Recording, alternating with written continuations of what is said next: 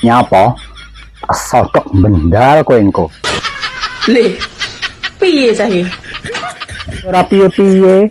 Dari rumahnya aku ki Marsha and the Bear dari sodok bedal. Ya ora. Disodok malah mantep kuwi.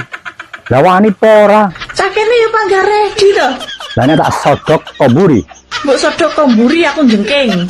Lah kuwi lho cocok ben tambah jeru. Lah nek tak sodok kok dhuwur. Mbok sodok kon dhuwur ya aku ready.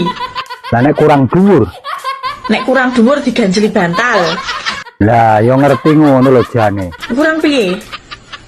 Tabrakan cuwi lek sak tuyul elektrik kok temaki we nantang wong. Rasa maido. Cilik lho malati. Iso blendeng nek weteng wae. Sedot iku gringgingen wae rasa nantang aku. Ya.